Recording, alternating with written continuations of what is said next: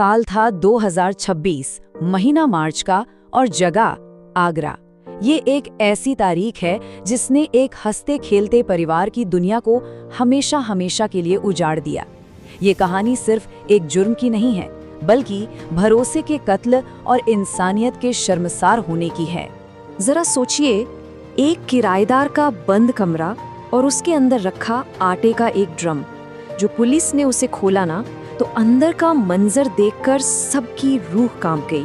एक 8 साल की बच्ची की लाश जिसे बड़ी ही बेरहमी से उस ड्रम में ठूंसा गया था। शरीर पर धारदार हथियार के इतने जख्म थे कि गिनना मुश्किल था। गर्दन तो समझिए बस नाम के लिए धड़ से जुड़ी हुई थी। ये सिर्फ एक कत्ल नहीं था, ये किसी के अंदर छिपी हैवानियत का सबसे घिनौना चेहरा था। लेकिन सबसे बड़ा सवाल तो यही था कि एक 8 साल की मासूम बच्ची प्रिया इस भयानक अंजाम तक आखिर पहुंची कैसे। चलिए इस पूरी कहानी को एकदम शुरू से समझते हैं। तो सब कुछ शुरू हुआ था 24 मार्च की शाम को, जब एक परिवार अपनी बेटी को पागलों की तरह ढूंढ रहा था। एक ऐसी तलाश जो कुछ ही घंटों में पूरे शहर की सबसे बड़ी और खौफनाक खबर बनने वाली थी। दोपहर के करीब 2 बजे थे। प्रिया को आखिरी बार घर के पास की दुकान पर देखा गया था, पर जब शाम हो गई और वो घर नहीं लौटी तो परिवार वालों का दिल बुरी तरह बैठने लगा। उन्होंने फौरन पुलिस को खबर की। पुलिस को लगा कि मामला अपहरण का हो सकता है, इसलिए पूरी रात शहर की नाकेबंदी की गई। लेकिन प्रिया का कोई सुराग नहीं मिला। प्रिया के पिता, जो जूतों के कारोबारी हैं, उन्होंने कांपते हुए हाथों से उसकी ट्यूशन टीचर को फोन मिलाया। एक आखिरी उम्मीद थी कि शायद वो वहां हो, लेकिन फोन के दूसरी तरफ से जो जवाब आया उसने उनके पैरों तले से जमीन ही खिसका दी। प्रिया आज ट्यूशन पहुंची ही नहीं थी। अगले दिन पुलिस ने इलाके के सारे सीसीटीवी फुटेज खंगालने शुरू किए और जो दिखा वो बहुत ही डरावना था। प्रिया मोहल्ले में आती जाती तो दिख रही थी, लेकिन किसी भी कैमरे में वो मोहल्ले से बाहर जाती हुई कैद नहीं हुई। इसका मतलब बिल्कुल साफ था, जो कुछ भी हुआ था वो मोहल्ले के अंदर ही हुआ था। और यहीं से पुलिस की जांच ने एक नया और खौफनाक मोड़ ले लिया। शक की सुई अब किसी बाहरी इंसान से हटकर घर के अंदर की तरफ ही घूम रही थी। पुलिस ने एक एक करके मोहल्ले के 50 घरों की तलाशी ली। हर दरवाजा खटखटाया गया, हर कोना छान मारा गया, लेकिन प्रिया का कोई नामो निशान नहीं मिला। कितनी अजीब बात है ना, कातिल सबसे नजदीक था, लेकिन फिर भी सबसे छिपा हुआ था। तभी पुलिस को पता चला कि कारोबारी का ठीक सामने एक और घर है, जिसमें नीचे फैक्ट्री है और ऊपर एक कमरा किराए पर दिया हुआ है। अब पुलिस की सारी उम्मीदें उसी एक बंद कमरे पर आकर टिक गई थी। ऊपर सुनील नाम का एक किराएदार रहता था। अजीब बात ये थी कि जब तक पुलिस बाकी घरों की तलाशी ले रही थी, वो परिवार के साथ ही था, हमदर्दी जता रहा था। लेकिन जैसे ही पुलिस की टीम उसके घर की तरफ बढ़ी, वो अचानक वहां से गायब हो गया। पुलिस का शक अब यकीन में बदल चुका था।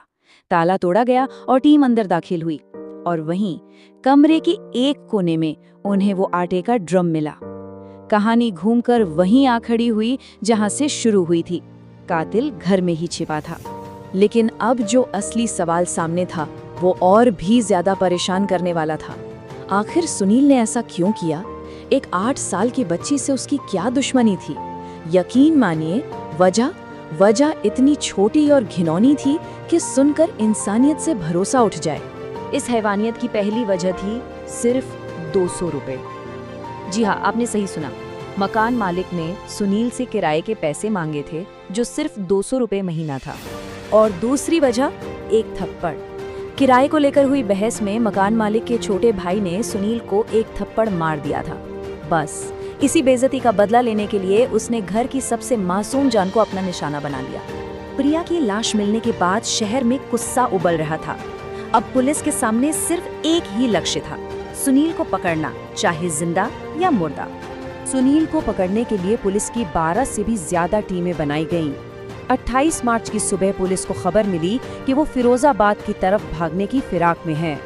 पुलिस ने घेराबंदी की तो सुनील ने पुलिस पर ही गोली चला दी, जिसमें एक दरोगा घायल हो गया। जवाबी कार्रवाई में पुलिस की गोली सुनील को लगी और उसकी मौके पर ही मौत हो गई। जब प्रिया की मां को सुनील के एनकाउंटर की खबर मिली तो उन्होंने यकीन करने से ही इनकार कर दिया। उन्होंने कहा, जब तक मैं उसकी लाश की तस्वीर अपनी आंखों से नहीं देख लेती, मैं नहीं मानूंगी। पुलिस ने जब उन्हें तस्वीर दिखाई, तब जाकर शायद उस माँ को थोड़ी तसल्ली हुई। ज्यादातर लोगों ने पुलिस की इस कार्यवाही का समर्थन किया। इस मामले में सुनील के माता-पिता और भाइयों के खिलाफ भी एफआईआर दर्ज की गई है। जांच में ये बात भी सामने आई कि सबूत मिटाने के लिए सुनील की मां ने खून के धब्बे साफ किए थे, जिसकी जांच अभी भी जारी है। तो कातिल मारा गया, कहानी अपने अंजाम तक पहुंची। लेकिन क्या सच में इंसाफ हो गया? यही वो सवाल है जो आज भी बाकी है। जब कोई जुर्म इतना घिनौना हो, जब हैवानियत अपनी सारी हदें पार कर दे, तो क्या अपराधी की मौत ही असली इंसाफ है? क्या इसी से उस परिवार के जख्म भर जाएंगे, या फिर इंसाफ का मतलब कुछ और होना चाहिए?